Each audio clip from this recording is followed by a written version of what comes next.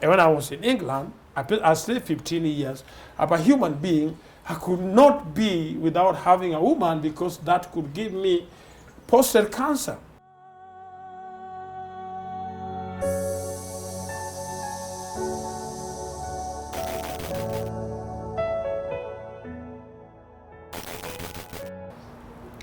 Well, my being in community prison was not on my ways.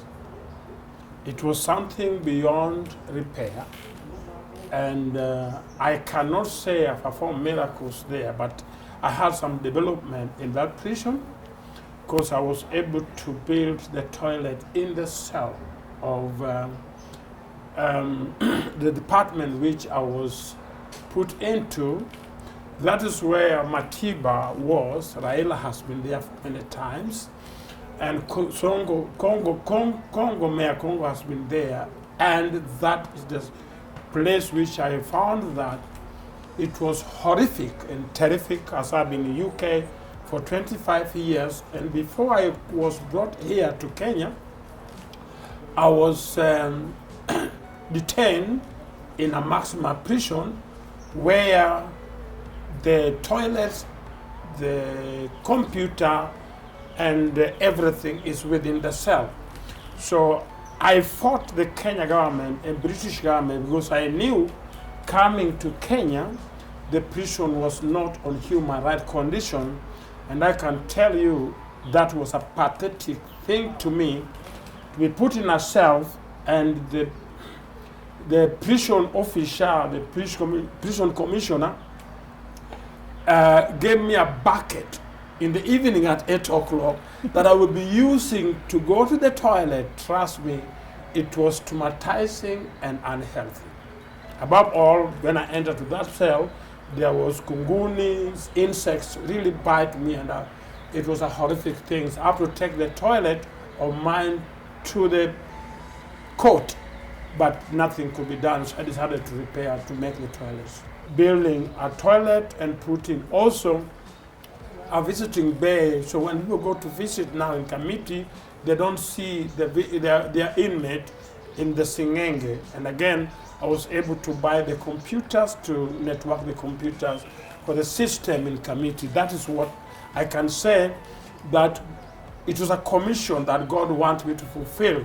So my being in committee, I think it was also connected with God's will, because no prison in Kenya do have toilets in the cell.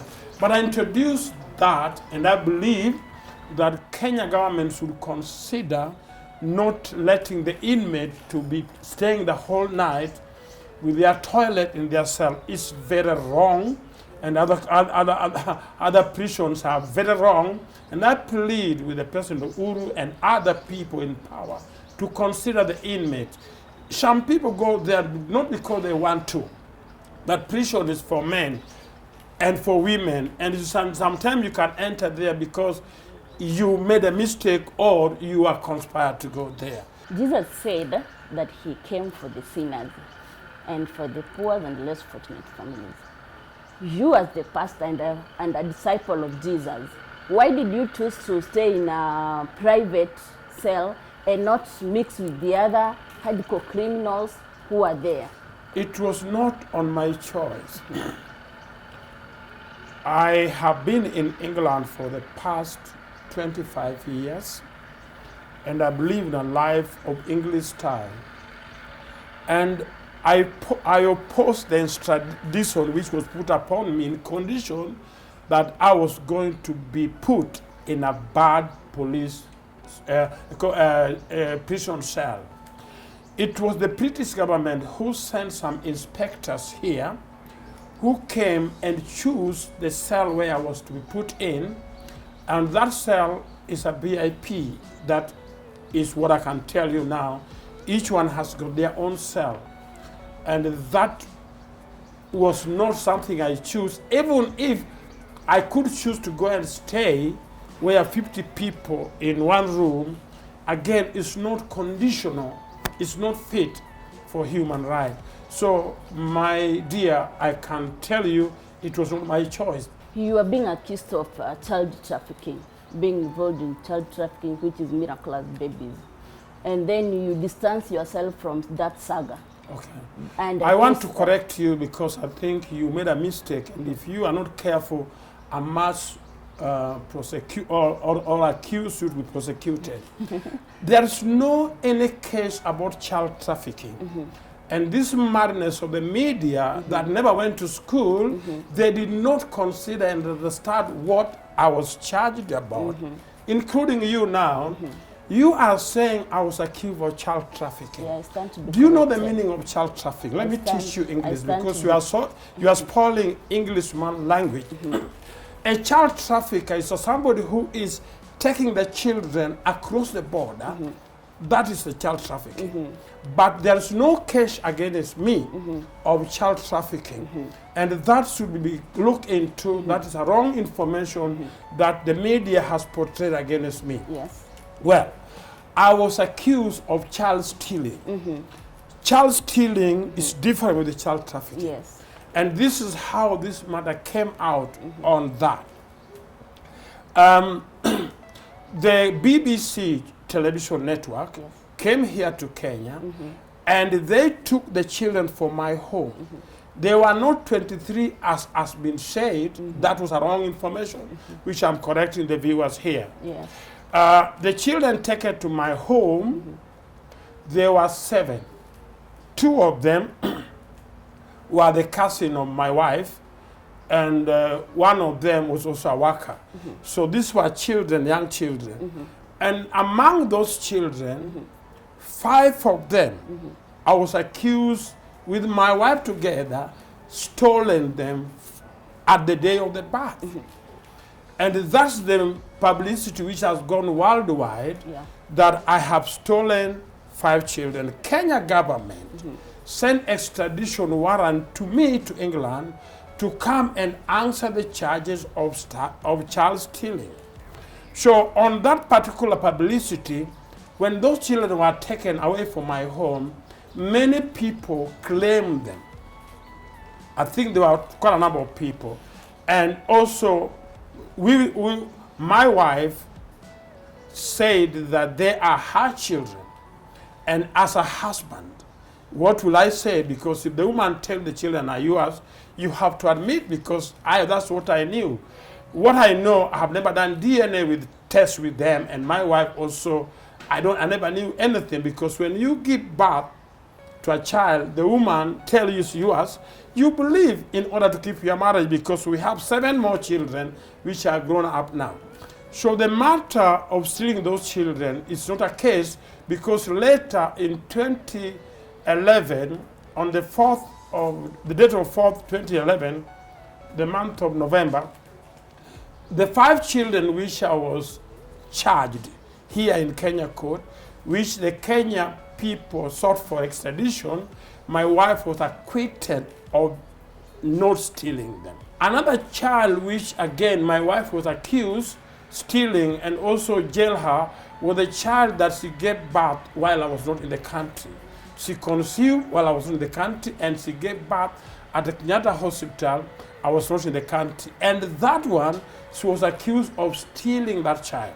The way that one was, I don't know. Let me explain this because you will not understand.